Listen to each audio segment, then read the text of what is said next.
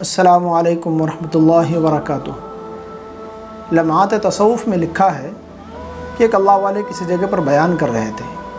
اس بیان میں انہوں نے بسم اللہ الرحمن الرحیم کی فضیلت بھی بیان کی۔ یہودیوں کے مکانات بھی اس کے نزدیک تھے۔ اس بیان کو ایک یہودی لڑکی سن رہی تھی۔ اس لڑکی پر اس بیان کا اتنا اثر ہوا کہ وہ دل و جان سے مسلمان ہو گئی اور ہر ایک کام کو بسم اللہ پڑھ کر کرنے لگی۔ لڑکی کے باپ کو جب لڑکی کے مسلمان ہونے کی خبر ہوئی، وہ بہت سخت ناراض ہوا اور غصے سے کہا کہ تو اسلام کو چھوڑ دے۔ لیکن لڑکی کے دل کے اندر اسلام اس طریقے سے رچ بس چکا تھا کہ وہ کسی بھی طریقے سے دین اسلام چھوڑنے پر تیار نہیں ہوئی۔ لیکن چونکہ لڑکی کا باپ بادشاہ کا وزیر تھا، اسے خیال ہوا اگر لڑکی کے مسلمان ہونے کی خبر لوگوں کو ہوگی تو بڑی شرمندگی ہوگی۔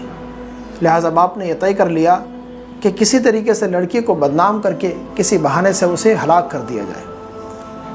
چنانچہ باپ نے بادشاہ کی شاہی انگوٹھی جو مہر لگانے کی تھی اسے لڑکی کو دے کر کے کہا کہ اسے اپنے پاس حفاظت سے رکھ لے، پھر جب میں تجھ سے مانگوں مجھے واپس کرنا۔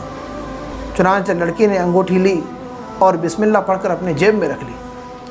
رات کو جب لڑکی سو گئی تو اس کے باپ نے اس کی جیب میں سے وہ انگوٹھی نکال کر کے غصے سے ندی میں لے جا کر کے پھینک دی، تاکہ صبح جب میں اس لڑکی سے انگوٹھی کے بارے میں پوچھوں گا اور یہ نہیں دے سکے گی تو اسے موت کی سزا سنائی دی جا سکے گی۔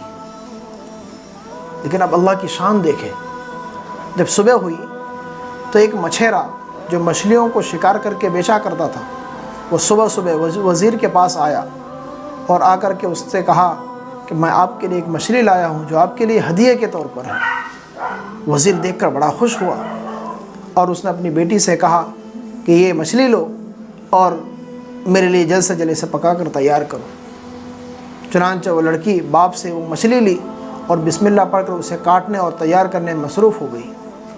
جیسے ہی اس نے بسم اللہ پڑھ کر اس مچھلی کو کاٹا تو دیکھتی کیا ہے کہ اس میں وہی انگوٹھی ہے جو اس کو اس کے باپ نے رکھنے کے لیے دی تھی۔ حیران تھی، لیکن اس نے کیا کیا کہ بسم اللہ پڑھ کر وہ انگوٹھی اپنی جیب میں رکھ لی اور پھر دوبارہ سے مچھلی کو تیار کرنے میں مصروف ہو گئی اور مچھلی کو تیار کر کے جلد سے جلد اپنے ابا کے سامنے حاضر کر دیا۔ وزیر جب صبح کے ناشتے سے فارغ ہوا تو بیٹی سے کہا کہ لاؤ وہ رات کی انگوٹھی لے کر کے آؤ۔ چنانچہ بیٹی نے بسم اللہ پڑھ کر جیب میں ہاتھ ڈالی اور وہی انگوٹھی نکال کر کے اس کے باپ کے ہاتھ میں دی۔ باپ نے وہ انگوٹھی دیکھی تو حیران کہ یہی تو وہ انگوٹھی تھی جسے میں نے ندی میں لے جا کر کے پھینکا تھا، پھر آج اس کی جیب میں کہاں سے آ گئی؟ بیٹی سے پوچھا، بتاؤ یہ انگوٹھی تمہارے پاس کہاں سے آئی؟ تو اس وقت اس کی بیٹی نے وہ سارا قصہ سنایا اور اس نے کہا کہ میرے ابا، اللہ کا لاکھ لاکھ شکر ہے کہ یہ سب کچھ جو میرے ساتھ ہوا یہ بسم اللہ کی برکت سے ہوا ہے۔ بسم اللہ کی شان دیکھیں کہ آپ نے انگوٹھی سمندر میں لے جا کر کے پھینک دی، ندی میں لے جا کر کے آپ نے اس کو بہا دیا، لیکن اس بسم اللہ کی برکت سے اللہ تعالیٰ نے اس انگوٹھی کو ایک مچھلی کے پیٹ میں داخل کروایا اور وہ مچھلی آپ کے پاس ہدیے کے طور پر آئی اور وہی مچھلی پھر آپ نے مجھے اس کو بنانے اور تیار کرنے کے لیے دیا اور بالآخر وہ انگوٹھی میرے پاس آ گئی۔ تو دیکھیے اس بسم اللہ کی برکت سے اللہ تعالیٰ نے مجھے ذلیل ہونے سے بچایا، رسوا ہونے سے بچایا اور اللہ تعالیٰ نے مجھے عزت دی۔ جب اس کے باپ نے یہ سارا قصہ سنا تو یہ سن کر فوراً مسلمان ہو گیا۔ تو دیکھا آپ نے میرے دوستو، یہ ہے بسم اللہ الرحمن الرحیم کی تاثیر۔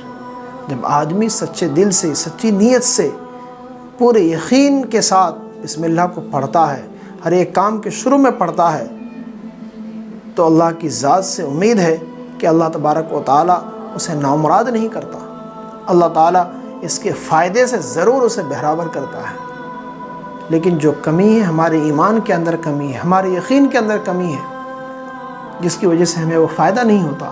اگر آج بھی اگر ہم وہی ایمان اور یقین کے ساتھ اگر بسم اللہ کو ہر کام کے شروع میں پڑھیں تو انشاءاللہ ثم انشاءاللہ کبھی بھی اس کے فائدے سے ہم خالی نہیں ہوں گے، کبھی بھی ہم نامراد نہیں ہوں گے، بلکہ ہمیشہ ہمیں کامیابی ملے گی۔